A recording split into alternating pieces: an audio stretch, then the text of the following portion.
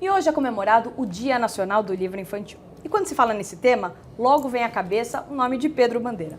Com mais de 100 livros publicados, ele é um dos principais e mais vendidos autores da literatura infanto-juvenil no Brasil. Já são mais de 30 milhões de livros espalhados por aí. E hoje a gente tem o imenso prazer de recebê-lo aqui no nosso estúdio. Boa tarde, Pedro. Seja muito bem-vindo. Obrigada por aceitar nosso convite. Muito obrigado pelo convite. Prazer imenso recebê-lo aqui. Bom, você é um dos principais ícones da literatura infantil e juvenil do país, é indiscutível isso. Agora, quando você começou a escrever, você de fato já tinha uma preferência por qual público você ia atingir? Você já sabia que você queria ir para as crianças, para os adolescentes e não para os adultos? Bom, eu sempre vivi de escrever como jornalista. O jornalista tem que saber escrever, senão perde o emprego. Não é? Tem alguns, é questionável. É verdade. Agora, e é uma escola interessante, porque você é treinado para escrever sobre qualquer assunto, inclusive sobre assuntos que você não domina. O chefe de reportagem na mãe, quando você é foca, né, vai fazer tal coisa e você tem que fazer e pronto. E meio tardiamente, já com 30 anos, eu comecei profissionalmente a fazer pequenas histórias para uma editora, para sair em revistas de banca. Comecei a gostar daquilo, não é? E aí... a partir dessa época, surgiu no Brasil o fenômeno do livro adotado em escola, do livro de adoção escolar para o que é hoje o ensino fundamental, desde das primeiras letras até o fim do meu tempo chamado ginásio, hoje seria o Fundamental 2. Então, quando eu fui sugerindo que eu escrevesse para esse público, fiz um livro e tal, e aí quando eu resolvi publicar só para esse público, eu não conhecia esse público. Eu não era nem psicólogo, nem pedagogo. Então eu fui me dedicar e fui estudar. A minha formação é em sociologia. Então fui estudar, fui me aprofundar em psicologia do desenvolvimento, para inclusive saber como as diferenças sutis entre a cabeça de alguém de 8 anos e outro de 10 e outro de 12. Porque um homem de 40 e outro de 44 são iguais. Mas uma criança de 8 e outra de 12 são totalmente diferentes, não é? Claro, é bom você estudar isso, mas o importante é você ter sensibilidade para descobrir a diferença, as nuances entre as idades. Eu estava até comentando com você antes de começar o nosso papo. Vamos supor, eu e Ruth Rocha somos da mesma geração e sofremos muito com a ditadura militar. Então suponha que eu e ela queremos falar que é muito ruim ditadura, que o bom é a liberdade. Mas Ruth resolveu falar com criança bem pequena. Então, como é que ela dá esse recado? Então, ela faz um livro chamado O Reizinho Mandão. Um reizinho que manda todo mundo, manda todo, cala a boca e tal. E a criança, então, lê aquilo e fica revoltada com o reizinho que manda eu calar a boca. Como? Cala a boca, já morreu? Quem manda a minha boca sou eu. Ela já está mostrando para uma criança de 6 anos, 8 anos, que é ruim a censura, tá? Agora, eu quis falar sobre a mesma coisa, mas já para crianças um pouco maiores, digamos no Fundamental 2. Então eu faço a droga da obediência, uma metáfora diferente, em que um sujeito inventa uma droga para fazer todo mundo ficar obediente. Todo jovem obedecer o mais velho e não pensar sozinho. Então, o assunto é o mesmo, mas a maneira de contar dependeu da idade para a qual a gente quer passar essa ideia e fazer com que essa ideia eventualmente germine na cabeça dessa pessoa. Claro que se eu fosse escrever para adultos, seria diferente, eu faria um outro tipo de livro, mas o assunto não importa. O ser humano que está respirando, ele presencia tudo o que acontece em sua volta. Vamos supor que você está numa sala onde há papai, mamãe, a vovó, uma menina, e há uma criança de 2 anos brincando no chão. E nesse momento, a vovó começa a voar. Você leva no ar. Todo mundo se assusta. Criança de 2 anos, não. Para ela, tudo que acontece à sua volta é novo. Por que a vovó não voa? Entende? Então depende do nível de vivência que você tem para você encarar um determinado assunto. Então qualquer assunto pode ser tratado com qualquer tipo de idade, depende do como. É a forma que faz com que você me chame de um autor infanto-juvenil. tá? É a forma com a qual eu escrevo, porque quando eu escrevo eu penso em quem vai me ouvir. Eu estou olhando no olho dessa pessoa e quero saber qual é o nível de sensibilidade dessa pessoa para o assunto que eu vou mostrar. Se de repente eu começo a entrar em muitos detalhes, vai ficar chato, a pessoa não vai me ouvir. Tá? Então eu tenho que chegar no nível dela. Como é que ela vai me... Eu quero que ela me compreenda, eu preciso que ela me compreenda, porque é importante para a formação dela que ela pense no assunto. Tá? Então eu tenho que saber qual é o nível de sensibilidade desse meu interlocutor. Agora, pensando em tudo isso, como é que o senhor cria um personagem? É inspirado nas pessoas que o senhor conhece? O senhor se coloca, de fato, dentro daquele personagem para criar? Porque são vários personagens por livro. Por exemplo, os caras eram 5, sim, né? Então, como é que o senhor cria o personagem? De onde vem essa inspiração? O personagem tem que ser o espelho daquilo que eu quero discutir. Eu queria discutir, eu quero falar, porque justamente no começo da adolescência, é um começo que você deixou de ser criança e vai tentar construir uma personalidade adulta. E é esse momento que há rebeldia, em que o menino, a menina começa a discutir com papai e mamãe, tá? Antes, o papai é um super-herói. Quando eu tenho 7 anos, meu pai é maravilhoso. Quando eu tenho 15, meu pai é um idiota que não deixa eu sair, e baixa a minha mesada, e não sei o quê, né? Depois, quando o papai morre, a gente é velho e fala, meu pai era um herói. Né? Como que eu não aproveitei mais, Por que né? eu não aproveitei mais? Era um sábio. Não é? Então, como eu quero discutir isso nessa idade, todos os 5 são da mesma idade, e com mais ou menos a mesma, os 5 dos caras desse livro, os protagonistas são todos naquela idade em que eles estão tentando se libertar. Quem leu esse livro nota que, por exemplo, eu não falo dos pais desses meninos. Não falo. Porque se eu falasse, a dinâmica do livro seria em suas famílias. Eu já quero fazer uma coisa fora deles. Uma coisa que eles estão prestes a enfrentar na sociedade. Tá? As repressões sociais, aprender o que é uma lei que deve ser respeitada, qual é uma regra dura e contra a qual eu devo lutar. Então ele já tem que saber escolher, saber quando dizer, quando aceitar e saber principalmente quando dizer não. Porque ele pode, por exemplo, fazer amizade com um rapazinho que fala, pô, fuma isso aqui, bacana. Você não é macho, fuma aí. Então, você é quadrado, você é careta. Você não faz mal, que imagina. Esses coroas falam que é mal. E ele tem que aprender nessa hora e dizer, não, eu não quero isso. Ele tem que ter força. É difícil dizer não.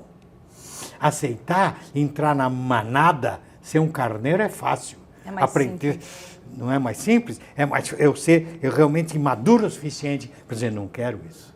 Meu caminho não é esse, é aquele. Eu escolho outro. Entende? Então eu quero eu quero criar pessoas fortes. Eu não quero que ele seja um carneiro. Ele logo, com 16 anos, você já pode votar no Brasil. Tá? Eu quero que ele já aprenda a escolher. Comece a ter a opinião própria, escolher o próprio caminho. Por isso que nós, os autores que até têm sucesso na literatura infantil e juvenil, são pessoas que não dão lição.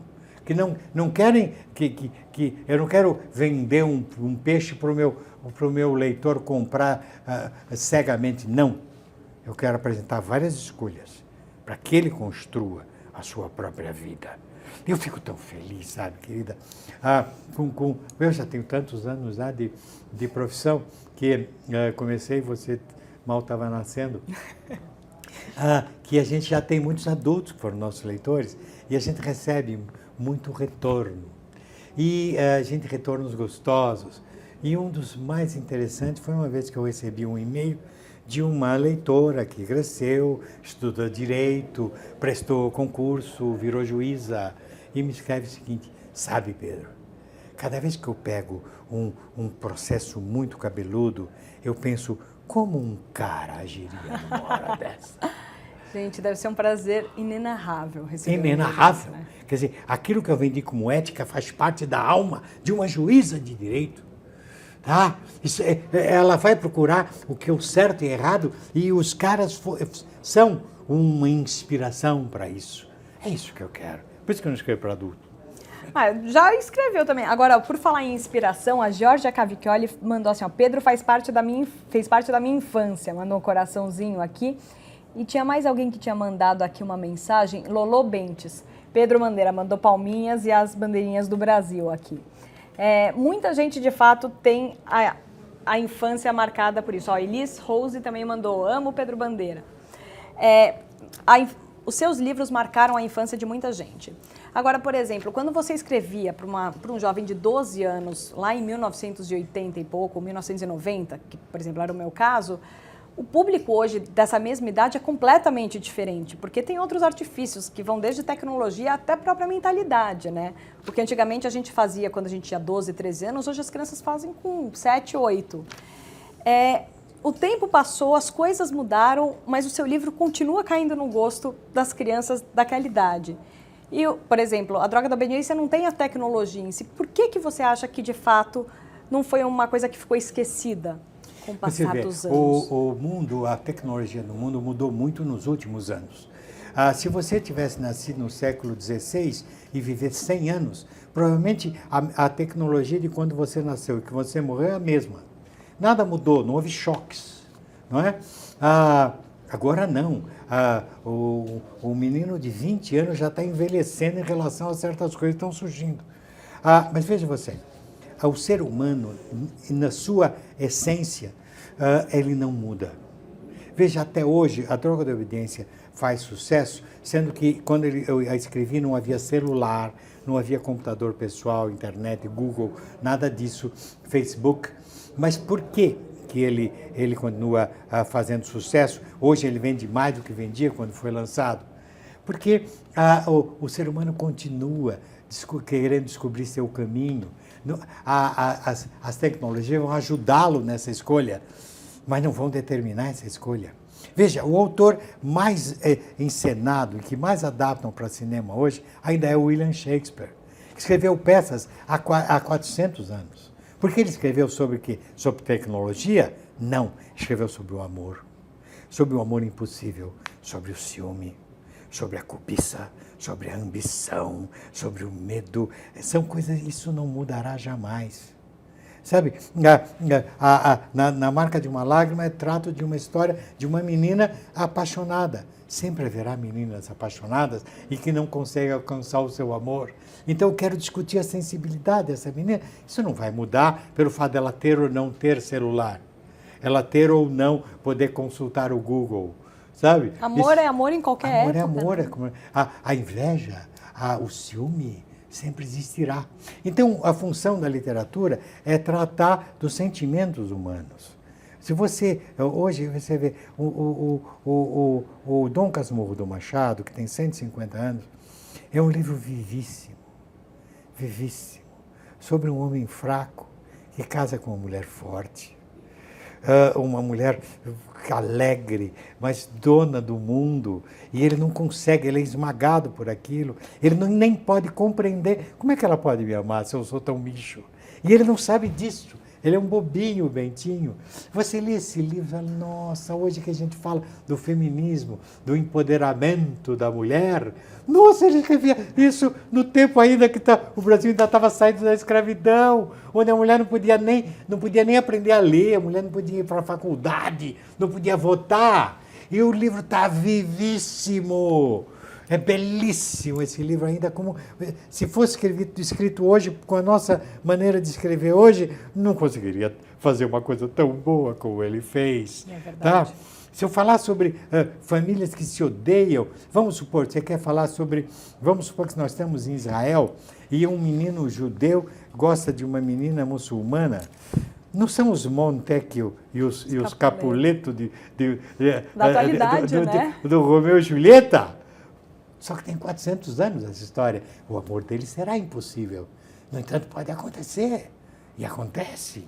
Até na nossa sociedade hoje, que é tão estratificada, se um menino rico ele gostar de uma menina pobre, ele vai ter dificuldades de conseguir realizar esse amor.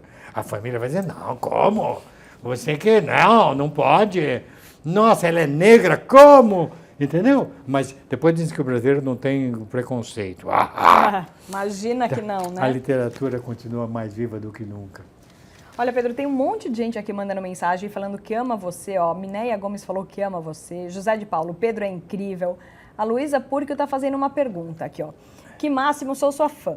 Como incentivar o hábito de leitura nas crianças? Será que podemos incentivá-los a serem pequenos escritores? E isso vai muito com uma pergunta que eu ia te fazer, que é o seguinte. A gente fala que falta um pouco desse hábito de leitura nas crianças, mas a gente precisa fazer uma meia-culpa, porque os pais em si, eles não sabem incentivar os filhos a ler. Às vezes é uma coisa que acaba passando e que as pessoas não se dão conta. E o problema, acho que terceirizam muito a educação para a escola. Falam, não, então ele vai aprender isso na escola. E os pais acabam se eximindo dessa culpa. Não preciso fazer isso em casa. O que acontece para essa geração ter perdido tanto esse prazer? Olha, você leitura? poderia ser a pessoa que respondesse essa pergunta, porque antes de a gente começar, você estava falando do teu filho, que tem 9 anos, e que você disse que contava histórias para ele desde que ele estava na sua barriga, e que ele cresceu ouvindo histórias. Adormeceu ouvindo a tua voz contando história para eles. E hoje, aos 9 anos, ele é um leitor voraz. Ele é. Tá? Porque é o seguinte, gente. Sabe, eu queria falar para você o seguinte, o problema da educação do teu filho não é da escola. Essa responsabilidade é tua, é da família. Não é da escola. Eu não posso cobrar, eu não faço nada pelo meu filho e espero que a escola resolva o problema da educação dele. Não. A escola é uma complementação da educação que eu dou para o meu filho. Quem vai ensinar ele a ser ordeiro, a ser responsável, a ser respeitoso, tá? A gostar de ler, a gostar de teatro, tá? A entender um pouco de música, sou eu. Agora, espero que a escola faça tudo isso. Veja, uma professora, por melhor que seja, não pode botar 40 alunos no colo ao mesmo tempo. Isso é função da mamãe, do papai e da vovó. Tá? Agora, eu não faço isso. Eu dou tudo para o meu filho. Eu não sei porque que ele é esse idiota. Sabe? Eu acho importante me sacrificar para comprar um tênis de grife para o meu filho. Mas eu me queixo se a escola manda eu comprar um livrinho para ele ler. Eu não gasto dinheiro com besteira. Quer dizer, é importante eu investir mais no pé do que na cabeça do meu filho? Pensem um pouco. Nós somos uma sociedade que não se interessa pela educação dos próprios filhos. Nós pagamos uma escola cara, sabe? Meu Deus, eu me lembro uma vez um querido amigo, faleceu já, eu gostava muito dele. Ele é um homem rico. E uma vez ele falou, Pedro, sabe, não aguento mais. A escola do meu filho, a orientadora da escola do meu filho, sempre me chama para dizer que o meu filho fez isso, que o meu filho aquilo. Ora, tenha paciência, ela tem que entender que lá na minha fábrica eu tenho mais de 300 funcionários para cuidar. O meu filho é problema dela. Nossa. Então é claro que o menino tinha tudo, menos um pai. Ele era pai dos 300 operários da fábrica dele, não do próprio filho. Ele dava tudo para esse menino. E o menino... Gente, esse não é dava o problema. atenção. Esse é o problema. Pode olhar as sociedades de maior sucesso. Há 50 anos atrás, a Coreia e o Brasil eram países extremamente iguais. Iguais em tudo, quase que em número de população, em nível de desenvolvimento, IDH, em renda per capita e tal. Só que a Coreia passou por uma revolução educacional incrível. Onde está a Coreia hoje e onde ficou o Brasil? Tá? Porque o pai e a mãe coreanos levam muito a sério a educação. Dizem que numa escola, a vovó às vezes leva a filha para a escola e ela fica na calçada tentando olhar lá dentro, ver como é que a netinha está se portando. Ela tem que ver. Ela não deixa... Se você que é professora, que eventualmente tenha um aluno, por exemplo, nipônico oriental, já notou que o pai dessa criança nunca vem reclamar nada para você? Se você chamá-lo para conversar, ele fica de cabeça baixa fazendo assim quando você fala. Ele te respeita, ele respeita você, professor, mais do que tudo. E pode olhar nas listas dos vestibulares. Os primeiros colocados sempre têm sobrenomes orientais ou judaicos. Os Rodrigues, Silva, Santos estão lá embaixo. Porque o problema é nosso, nós temos que melhorar nós mesmos. Nós não podemos achar que o governo vai fazer tudo, que o governo vai resolver. Não, o problema é nosso. Nós fazemos nossos filhos. Ou então, é melhor não ter, não os ter. Nós não somos obrigados a ter filho, porque ter um filho é fácil. Educá-lo é gostoso. Faz parte da vida. Por que a gente não dá essa atenção? Por que eu não conto a história para o meu netinho no colo, enquanto ele dorme? Por que eu não canto uma canção? Por que eu não mostro uma boa música para ele? Não vou deixar que os DJs façam a cabeça musical deles. Tá? Eu vou deixar que a televisão faça a educação. Eu não posso levá-lo ao teatrinho infantil. É caro. Não, gente. Caro é gastar dinheiro com roupa de grife. Tá? Com coisa que a criança não precisa. E hoje em dia tem tanta opção para todos os bolsos. Tem teatro gratuito, tem Claro. as peças mais Não caras. é? Tem, mas tem teatro de graça. Tem, não precisa aos levar montes. nos grandes musicais caríssimos. Sabe, no teu bairro tem gente que faz teatro amador, dá para você levar para ouvir música. Por que você não leva ele no museu? Você não entende? Fala com alguém que entenda, sabe? Olha, gente, o problema não é o dinheiro, o problema são os conteúdos. Nós podemos fazer uma criança ser bem-sucedida na vida, e não é com dinheiro que nós vamos fazer isso. Olha, Pedro, continuam chegando aqui vários comentários. A Mônica falando uma maravilha. Aí o Henrique fala o seguinte, ó, tudo começa em casa, a escola só complementa. O ilustre escritor tirou a palavra da minha boca. O José de Paula falou, meu filho tem 12 anos e o nome dele é Pedro, não foi à toa. Aí tem aqui, ó, mais um. Aí o José de Paula complementa, foi devido ao livro de mestre Pedro. A Luísa está fazendo aqui mais uma pergunta. Muitos escritores falam que escrever é um processo muito doloroso. Isso acontece com o senhor? Bom, é trabalhoso. Tudo que você for fazer bem é difícil. Fazer mais ou menos nas coxas é fácil. Mas fazer bem é muito difícil. Você sabe, a gente tem exemplos grandes na arte. Dizem que o Baudelaire levou 9 anos fazendo e refazendo o seu Flores do Mal, que os escritores fizeram 20 anos penteando um livro, Madame Bovary. Flaubert ficou 20 anos refazendo Madame Bovary, até ele achar que estava pronto. Sabe, um pintor não pega uma tela em branco e faz e ficou pronto. Não, ele faz esboços, ele tenta, ele pesquisa. Quando ele vai para a tela, ele já trabalhou um tempão naquilo. Fazer bem feito. Não pensa que um grande compositor pega o violão e ppp já sai a música. Não, ele tenta, sabe, é gostoso isso. Não é doloroso, é gostoso. Eu levo, puxa vida, eu refaço livros e às vezes ele nunca fica pronto. Né? Quanto tempo o senhor leva para fazer um livro? Depende. Há livros que, o Pântano de Sangue que está aqui, ele exigia a pesquisa. Eu fiquei 2 anos estudando o Pantanal de Mato Grosso, a antropologia, a biologia do Pantanal, para poder me sentir capacitado a escrever o livro. Tá? Claro, agora um livro que não precisa de pesquisa, eventualmente pode sair de um livro facinho, pode sair... De um insight, assim. Pode sair pequenininho, um livro para criança pequena e tudo mais. Mas, normalmente, a gente penteia muito o macaco, mas não penteia demais, viu? Para tirar todos os piolinhos, o macaco, ele fica cheiroso, demora, viu? Mas é gostoso. Aprimorar é gostoso, tá? Tudo que você for fazer na vida, faça com capricho. Se dedique, dê o melhor de você. Chutar é fácil, mas não vai sair bom. Na primeira, ficou bom, não fica. Mas não é doloroso, não, é gostoso. É gostoso. Deve ser um prazer também, porque mais de 100 livros, né, se fosse... Nossa, eu ouvi dizer que o Dorival Caymmi, ele tinha um pedacinho de música que ele guardava. Foi um tempão, só tinha o estribilho. Ele não se apressava, ele esperava. Aí, anos depois, ele tinha ideia, pum, e saía aquelas músicas maravilhosas que ele fez. Você fala, não, música popular é fácil. Não é. Não é fácil.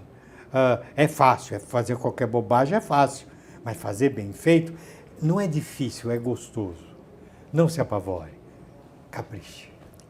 Olha, sensacional. A gente tem aqui vários outros comentários, ó. A Elis Rose está perguntando, se você pudesse indicar um livro para alguém que nunca leu por prazer, passar a amar literatura, qual seria esse livro? Bom, se você lê bem e você quer conquistar alguém adolescente, geralmente a Droga da Obediência e a Marca do Malágrima fazem esse trabalho. Eu adoro quando alguém me escreve e diz, Pedro, eu não gostava de ler, mas eu li a Droga da Obediência e agora eu gosto, né? Tenho várias experiências nesse sentido. Tenho até uma menina que agora já ficou adulta, já casou, mora na França hoje. Ela morava em São Paulo, num bairro chamado Penha. Você que não é de São Paulo não conhece, sim, mas tem uma Penha em São Paulo, também tem no Rio. E ela me escreveu, Pedro, não gostava de ler a partir da Droga do Obediência. E aí ela ficou minha amiga. Passou a escrever cartas e responder, ficou minha amiga. E 4 anos depois, ela me mandou uma carta em que ela falava do que ela estava lendo. Ela estava lendo a Odisseia de Homero e Canaã do Graça Aranha. Nossa. Quer dizer, de não gostar de ler até o Canaã em 4 anos. Tá? É um processo. É um processo. Então, ela pegou no breu e foi para frente. Agora, depende da idade de que tem essa pessoa. Se ela é adulta e geralmente ela teve dificuldade, provavelmente ela não foi bem alfabetizada. Ela tem uma dificuldade de compreender o que lê. Esse é o nosso problema. Mas, Pedro, deixa eu te fazer uma pergunta em relação a isso. Existe a obrigatoriedade pelas escolas de que as crianças leiam alguns livros. Eu tive a sorte de, por exemplo, ser indicado a Droga da Obediência, mas muitos dos clássicos, às vezes, eles são dados para uma idade inferior ao que, de fato, a criança entende e acaba vindo trauma. E aí eu vou usar de novo um exemplo pessoal meu. Tinham vários livros que eu li quando eu era criança que eu lembro de ter odiado. Macunaíma era um deles. E aí, quando eu fiquei mais velha, eu falei assim, deixa eu pegar esse livro de novo para entender por que eu odiei. E quando eu reli o livro, Machado de Assis é o maior exemplo. Eu olhava e falava, que livro incrível, impressionante, como que eu não gostei disso? Mas quando você tem 13 anos é chato mesmo. E você não tem maturidade para isso. Então essa obrigatoriedade da escola, ela não acaba às vezes mais prejudicando do que ajudando? Pois é, está errado, eu acho que está errado. Eu acho, por exemplo, uma professora italiana, se quiser fazer um adolescente ler a Divina Comédia, aí vai quebrar a cara. Não dá para ler. Sabe, se o menino inglês de 13 anos vai achar muito chato ler o Rei Lear. Para ele é chato, porque está errado, não é? O Shakespeare não escreveu o Rei Lear para alguém de 14 anos. O Mário de verdade não escreveu Macunaíma para alguém de 13. Então está errado o professor forçar isso. Dê aquilo que vai conquistar. Porque a arte vai ser conquistada aos poucos por você, se você foi bem introduzida na arte. Tá? Por exemplo, o próprio Dom Casmurro, que é um livro genial, perfeito.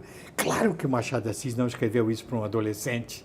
Porque, veja, é narrado por um homem velho, o Bentinho já é velho, já teve um casamento frustrado, uma vida frustrada, chamam ele até de Casmurro, porque ele é mal-humorado, ele é um chato de galocha, e está contando essa história. É claro que não vai agradar alguém adolescente, mas se você tiver 30 anos, 35, 40, nossa, você vai ver o peso do ciúme, você vai ver tanta coisa aí, tá?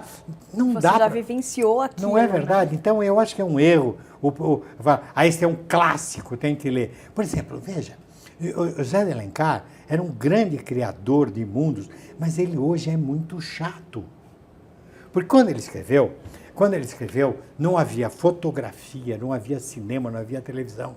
Então, se ele queria falar de uma floresta para uma pessoa do Rio de Janeiro, ele tinha que descrever em detalhes essa floresta, porque essa pessoa nunca tinha estado lá. Sim. Se ele queria falar de índio, ele tinha que descrever muito esse índio, porque ninguém conhecia índio. Então, hoje não precisa. Se eu quiser escrever para o menino no Ceará, nevava, ele sabe o que é. Ele cansou de ver neve na televisão, no cinema. Sim. Na época, falava nevava, o que é neve? tem que descrever com pequenos pedacinhos, que nem flocos de algodão caindo do céu. Tem que escrever detalhadamente, senão a pessoa não entende. Então, hoje, esse livro é aborrecido. Eu não preciso disso. Eu posso ir depressa. Eu não preciso descrever cenário. Se pegar a droga de dependência, eu não descrevo nada, eu não preciso. Naquela época, há 100 anos atrás, eu precisava. Então, eu forçar um livro desse, né, nessa época, quando para um jovem, ele vai achar aborrecido. E eu vou vacinar o meu aluno contra um grande livro. Então, tome cuidado, não faça isso. Pegue o livro que seja adequado para a idade. E pega, você quer Machado? Machado tem coisas lindas, tem continhos que uma pessoa de 14 anos pode entender. Dá um enfermeiro para ele. Eu, uma vez, quando era professor de literatura, eu fiz uma experiência incrível. Eu peguei um conto, eu peguei a Missa do Galo, do Machado, e tem vai todo mundo para a Missa do Galo, fica só um rapaz e uma moça, e eles ficam só conversando. E você sente como o nível de atração um pelo outro vai crescendo. Vai crescendo e eles falando de outra coisa. Mas você nota que eles não se aguentam mais. Peguei esse conto e peguei um conto pretensamente erótico da revista Playboy. E mandei os adolescentes lerem os dois. Todos acharam muito mais erótico o Machado. Porque aquele conto erótico da coisa é explícito. Eu não imagino nada, está tudo ali. No outro eu imagino, nossa, olha o cara. Ele olhou para a pontinha do sapato dela. Não, entendeu? Sabe? Então, eu deixei que o meu leitor imaginasse a cena. Ele achou muito mais interessante. Porque cada um cria a sua cena. Claro, muito mais excitante. Entende? Então, dá um continho. Sabe, tem contos fantásticos, maravilhosos do Machado. Dá para eles, vão gostar e falar, mais tarde, querido, você vai ler Memórias Póstumas de Brás Cubas. Ah, é genial. Você vai amar e tal. Espera, entende? Ele já, mas não vacina ele contra. Não adianta obrigatoriamente ler aquele Catatal Iracema. É duro engolir Iracema hoje em dia. Iracema foi um dos livros que eu não dá. Odiei quando era criança. A história é uma história idealizada, romântica demais. Um português gosta de uma índia e a Índia vai ter um filho. Se o português não estiver do lado, ela morre. Não! Se o português estiver do lado, vai passar uma infecção para ela. Aí sim que ela vai morrer. Ela, como índia, sabe ter filho muito melhor sem o português do lado. Sabe? É uma bobagem. Claro que, nossa, se você sabe que é o romantismo, você vai se divertir até lendo Iracema. Mas não dá isso para um menino, para uma menina do ensino médio. Não faça isso, coitadinho. Olha, Pedro, continuam aqui várias mensagens, quase todas te elogiando aqui. E tem uma mensagem da Ana Beatriz Lopes Lancha, que ela mandou o seguinte: eu conheci o Pedro Bandeira enquanto fazia o curso de jornalismo e pude entrevistar essa pessoa fantástica. Nunca vou esquecer. No meio do papo, que ele disse o seguinte: o erro dos professores é dar aula para os bons alunos. Quem diria, acabei me tornando professora. E carrego até hoje isso que ele me disse. Que alegria que tenho quando me enviam um aluno e dizem, boa sorte, esse aluno é terrível. Ah, que delícia que será. Bons alunos não precisam de mim. Eu leciono para aqueles que me pedem, que berram silenciosamente pela atenção do professor. Pois é. Esse é o grande problema do ensino. Você é sobrinha de um grande médico e sabe que para que serve um médico? Para tratar de quem é sadio ou de quem está doente? Quem está doente? O professor, ele existe para ensinar para quem já sabe ou para quem não sabe. Nós, então, entretanto, como professores, nós perseguimos o aluno com dificuldade.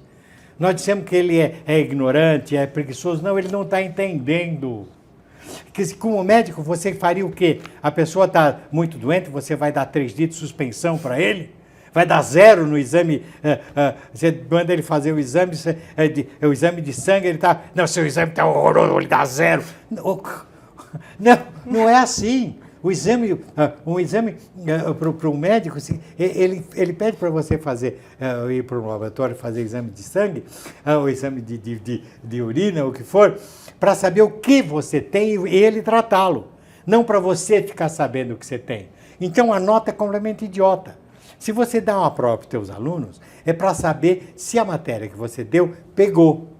Se metade não entendeu, não adianta dar nota baixa para ele. Você vai ter que repetir a aula, explicar melhor, Porque a tua função é fazer com que todos entendam. Então, o teu alvo é o aluno que tem dificuldade. Mas a gente persegue o aluno que tem dificuldade. A gente suspende, expulsa. Tá? Então, você vai dar aula na periferia. É claro que as crianças que tiveram famílias desestabelecidas, o pai é bêbado, o pai abandonou a mãe e tudo mais, ele vai ter dificuldade. Aí você persegue essa criança, expulsa a criança da escola, depois ela vai o quê? Ela vai achar ser acolhida pelos piores da sociedade e, eventualmente, mais tarde, ela vai te assaltar. E você diz, está vendo? O governo não faz mais cadeia. Pensa um pouco. Nós, professores, somos responsáveis por grande parte, ou por 90% dos problemas da nossa sociedade. Nós, pais desatentos, somos responsáveis pela violência. Somos responsáveis por criar as pessoas que nos assaltam, que vão para as drogas e que estão na cadeia. Porque nós é que somos responsáveis pelo futuro. Nós podemos construir o futuro. Você, professor, que dá nota baixa para os alunos que têm dificuldade, pensa um pouco, pensa melhor. Essa criança precisa de você. Ah, mas ele já tem 12 anos, sim. Mas se você não fizer alguma coisa, quem vai fazer? Se a família não fez até então, quem fará? Pensa melhor. Sensacional. Acho que resume muito grandes discussões que a gente tem hoje em dia e que as pessoas não entendem, às vezes, que é a base que leva a tudo isso. Ainda tem aqui várias outras mensagens. Olha, a Débora Silva, em nome da Biblioteca José de Alencar, da Faculdade de Letras da UFRJ, parabenizamos o programa e desejamos longa vida a Pedro Bandeira. A Patrícia está fazendo uma pergunta aqui, ó, Patrícia Oliveira Costa. O que o senhor acha dos livros digitalizados? A essência da leitura não é também sentir as folhas de papel na mão? Bom, essa é uma discussão candente e que, por incrível que pareça, eu há uns anos atrás achei que o livro digitalizado ia vencer. Até pela facilidade de acesso a ele. Se eu vou no Amazon e tal, pago não sei o que, o livro está ali. E às vezes eu vou procurar na livraria 1, não tem, livraria 2 não tem, livraria 3 não tem. Então eu achei que ia vencer. E não venceu, até agora. Mesmo fora do Brasil, o máximo, parece que nos Estados Unidos, só 17% dos livros em circulação são digitais. Se você vai na grande feira de livro de Frankfurt, é só papel. As pessoas não gostaram ainda. Mas acho que uma ou outra geração vai pegar. Sabe por quê, minha querida? Eu vou te dizer uma coisa, pelo acesso. É difícil. É difícil. A droga do bem ser adotada na escola tal. A professora fala, comprem esse livro. O pai vai procurar numa livraria, não tem. Vai na outra livraria, não tem. E ele não tem tempo, ele acaba desistindo. Às vezes ele vai pela internet e compra no sebo da internet, que sai mais barato. É ruim para mim, porque aí eu não ganho nada. Comprem na livraria. Comprem na livraria. Mas quando for o livro digital, o livro digital pode ser bem mais barato e acessível a todo mundo. Só que aí todo mundo tem que ter o suporte. Como é que vai esperar no Brasil? As crianças não têm nem comida no prato, todo mundo vai ter um tablet. Quando que isso vai acontecer? Não sei. Claro que é gostoso o livro de papel, mas o livro de papel, quando você é criança, você acaba superando esse livro. Você gosta desse livro quando você tem 11 anos. De repente você tem 17, o livro está esquecido lá. Tá? E eu não sei, eu não sou contra o livro digital, embora eu não leia digital. Eu não leio. Mas, por exemplo, veja, enciclopédia. É muito melhor eu consultar o Google do que eu ter uma enciclopédia. Uma enciclopédia que eu tenho na estante, ela é antiga. Se eu quero saber a população da Hungria, o que está informado na enciclopédia, que foi impressa em 1970, está defasada. Ao passo que eu vou no Google, eu sei qual é a população da Hungria hoje. E com um clique, né? E com um clique, tum. Tá? Eu me lembro, quando eu pesquisei, falei do pântano de sangue, eu fui nas redações de jornais para pegar os arquivos, pegava xerox. Isso não existe mais. Né? Hoje eu teria tido muito mais facilidade. Eu tinha que dificuldade, eu ia procurar professores da USP para perguntar sobre biologia do Pantaneira.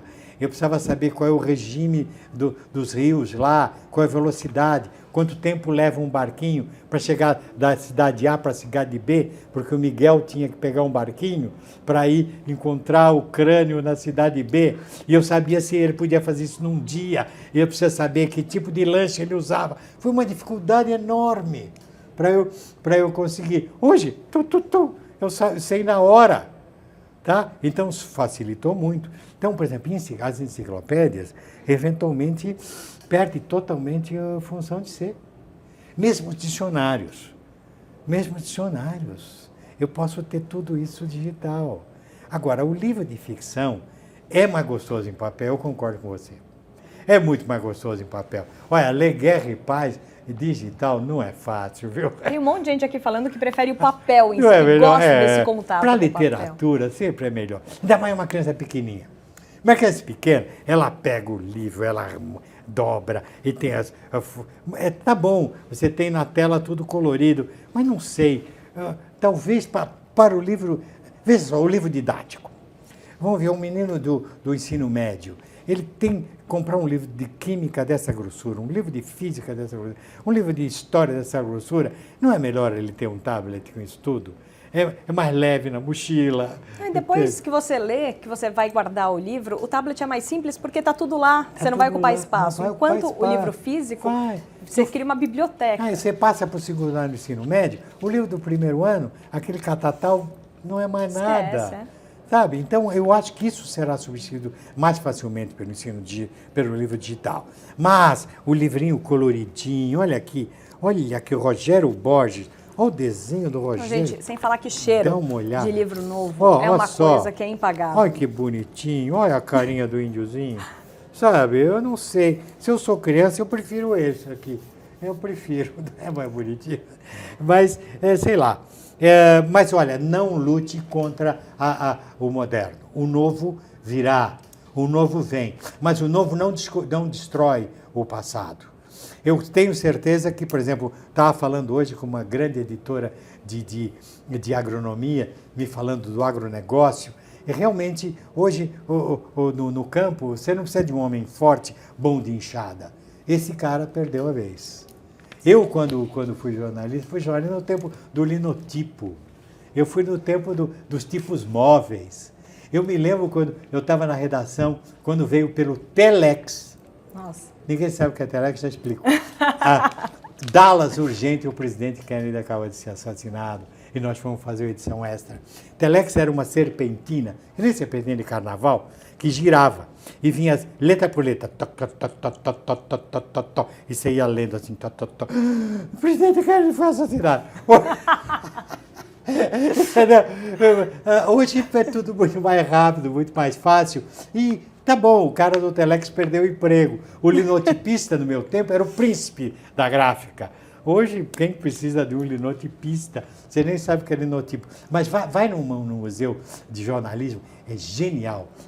Alguém te explicar que caía letrinha, caía chumbo derretido numa forma, e saiu uma letrinha, um monte de letrinha enfileirada. Era lindo aquilo, cheirava mal, fazia mal para o pulmão. Eu só queria aproveitar para falar que eu acho que é um prazer muito gostoso ouvir o senhor falar sobre qualquer assunto, porque acho que toda aquela magia que a gente vê nas páginas, a gente ouve nas palavras do senhor. É muito gostoso. Eu juro que eu poderia passar anos aqui conversando com o senhor. Mas vamos voltar às perguntas. A gente fala de tecnologia e o cinema também trouxe uma nova visão para o livro, né? Tem livros que são adaptados para o cinema, tem filmes que acabam depois virando livro em muito menor quantidade, mas o que o senhor acha da adaptação do livro para o cinema? Ela é benéfica? Ela depois faz as pessoas se interessarem em ler o livro ou ela faz com que percam o interesse?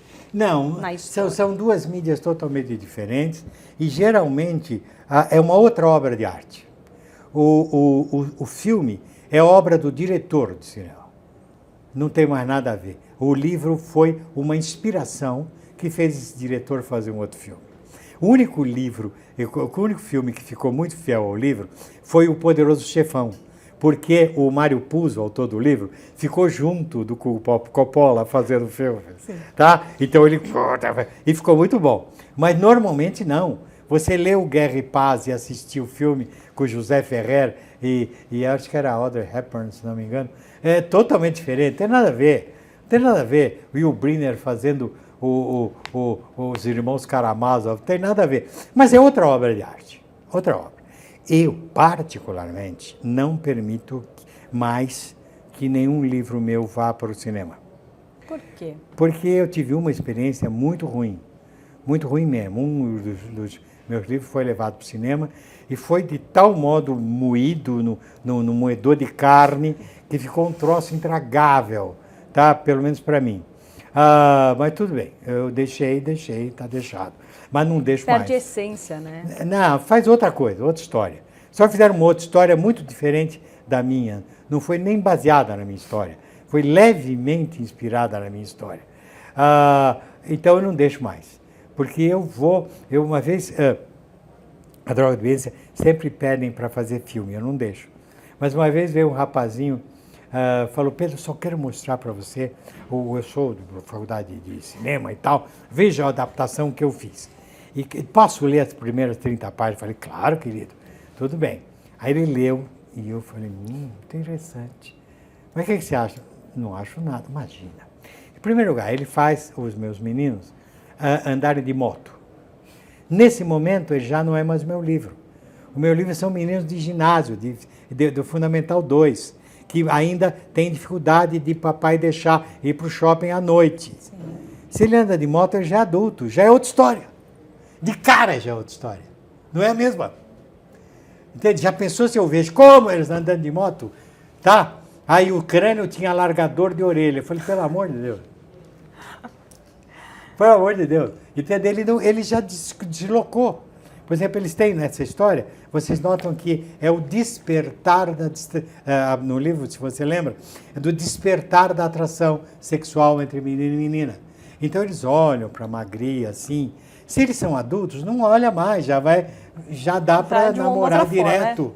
Né? Entende? Eles ainda não dá ainda. Eles têm 12, 13 anos, ainda não chegou.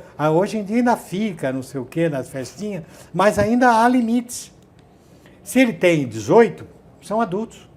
E ele botou os meninos já com 18 anos. E já estragou tudo. Já não é mais.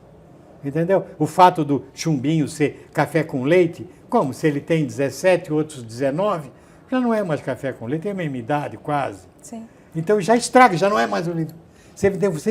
O livro fica outro livro. Então eu prefiro, enquanto eu viver, tá mesmo, a não ser que venha o Steven Spielberg e me dê aquele monte de dinheiro, aí eu não vou ver o filme, mas deixa ele fazer.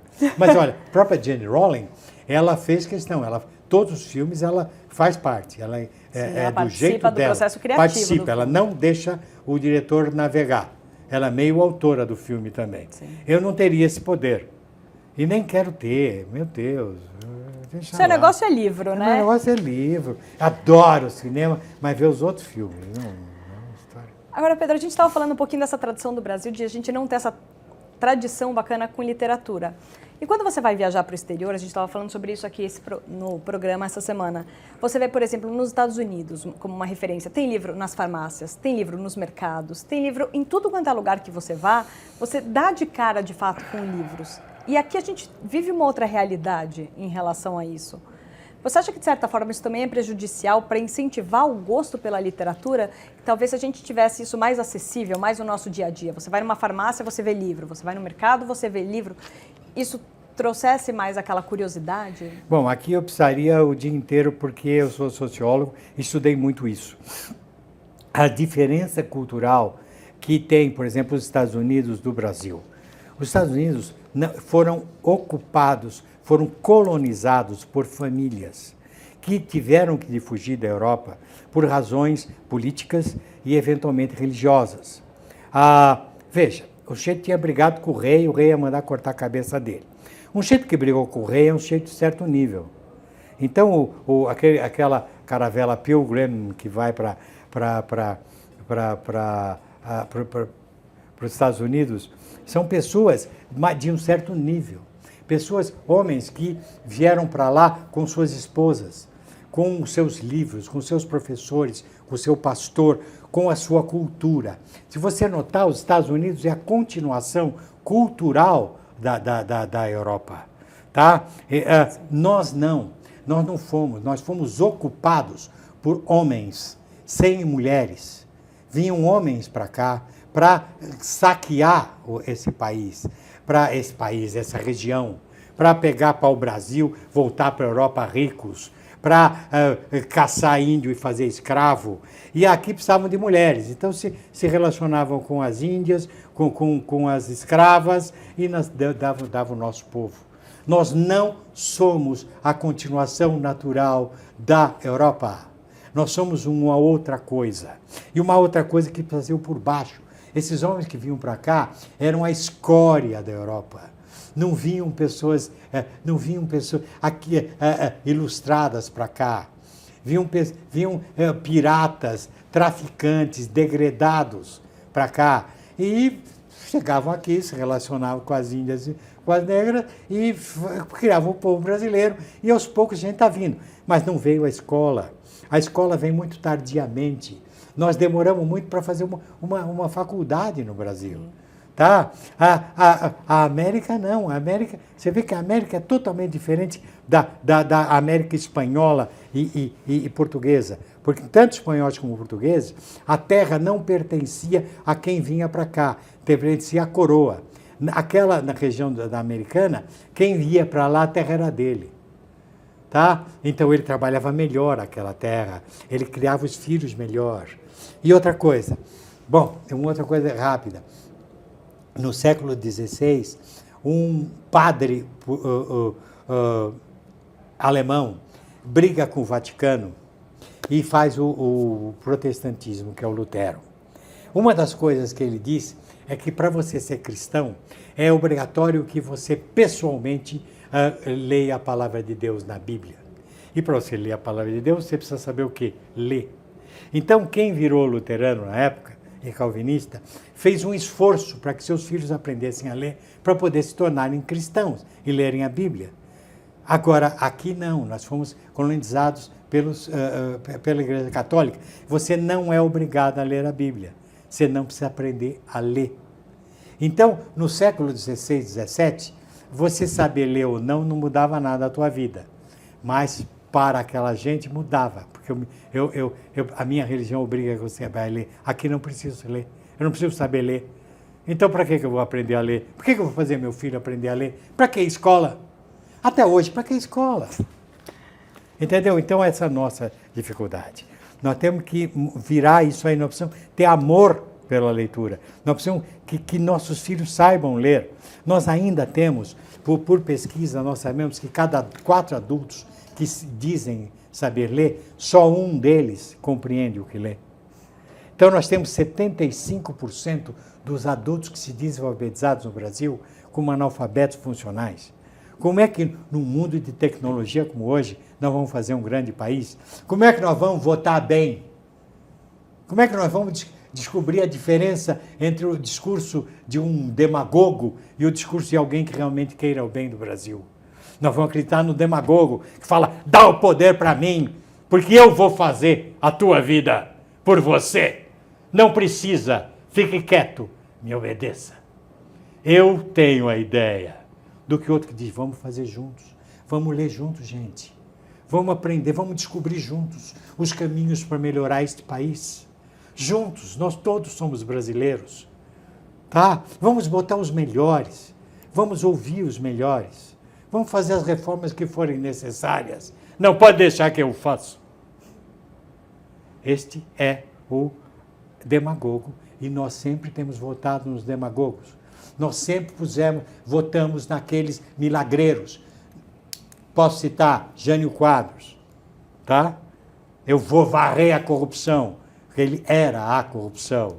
Não, o outro, não, eu vou lutar contra os marajás, vote em mim.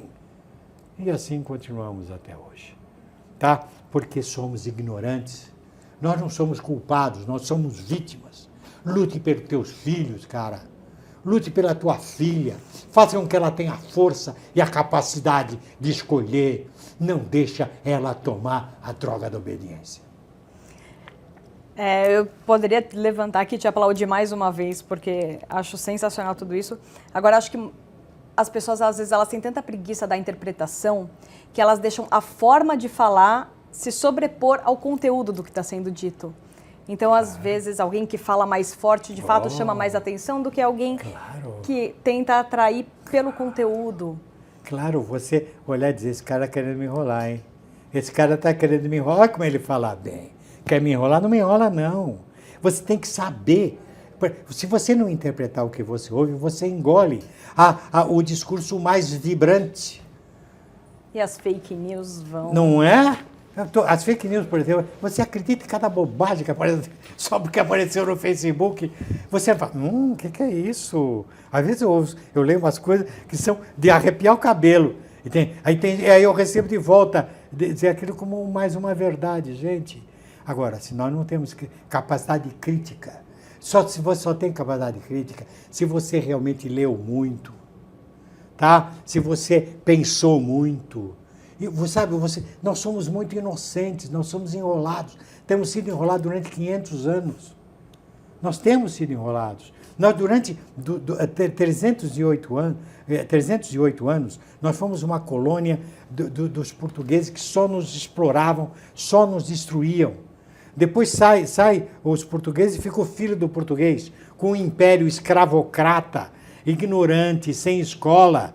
Sai o filho, fica o neto do português, sai o neto do português. Fizemos uma república velha na mão dos donos de terra, ignorante. 90% da população brasileira no século XX era analfabeta. Quando eu nasci, metade da população brasileira era composta por analfabetos totais. Totais, gente que nunca tinha ido para a escola. E nós tentamos fazer a nossa república em 45 com esse povo.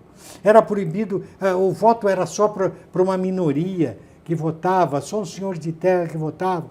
E nós tivemos uma ditadura militar pesada, ignorante, que nunca fez uma revolução educacional. Tentamos depois, aos trancos e barrancos, começamos, aí morre o presidente, ainda tem que pegar o vice, e vamos que vamos, estamos tropeçando, e já de 4 caçamos 2, quer dizer, tá ruim o negócio. Vamos tentar, gente, mas vamos tentar na compreensão. Põe os pés no chão, deixa de fazer a luta do nós contra eles. Nós temos que ser todos brasileiros. Escolha melhor, escolha com a tua cabeça. Não se deixe iludir, não acredite em qualquer discurso. Eu vou resolver o problema da segurança, eu vou resolver o problema da inflação, eu vou resolver o problema da pobreza. Não vou resolver. Nós vamos resolver, se estivermos juntos. Tá? Com humildade. Vamos saber que estamos num lugar ruim. Nós somos um país atrasado demais. Nós estamos nos últimos lugares de compreensão leitora e de matemática do mundo.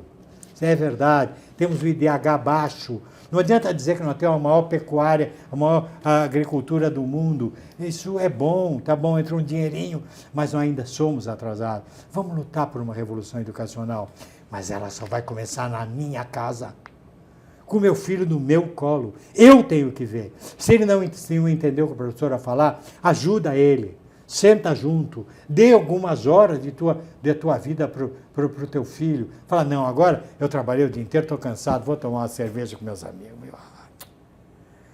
Meu problema do meu filho é da minha professora. É da professora dele. Gente, não vamos continuar onde estamos. Vamos abrir os olhos. Mas não é divididos que não vamos abrir os olhos. E, infelizmente, o Brasil está dividido nesse momento. Pelo desespero nós estamos divididos. Vamos esquecer isso. Vamos esquecer isso. Não é que a verdade pura está de um lado ou está do outro, eu vou escolher o time. Olha, não é Flamengo contra Fluminense, não é Corinthians contra Palmeiras, é Brasil, uma coisa só. Pensa assim. Respira fundo e vamos construir um país melhor. Pedro, eu não tenho palavras para agradecer tudo que você acrescentou ao nosso programa, todas as informações que você trouxe. Tem aqui um monte de gente mandando várias perguntas e dando muito parabéns por tudo que você falou.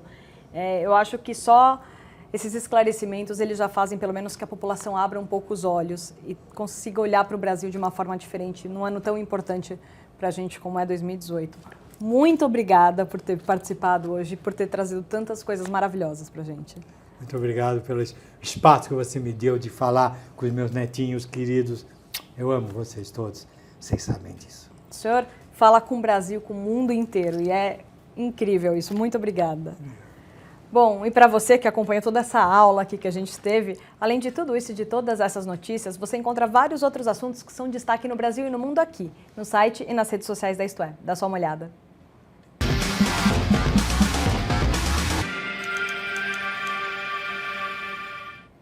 Acuados, Zé Dirceu já recorre ao Supremo para evitar prisão da Lava Jato. Alckmin diz que ideal é que Aécio não seja candidato. Estações do metrô em São Paulo oferecem vacina contra a febre amarela. Parlamento Europeu exige presença de presidente do Facebook. Para saber mais sobre essas notícias, é só acessar istoé.com.br.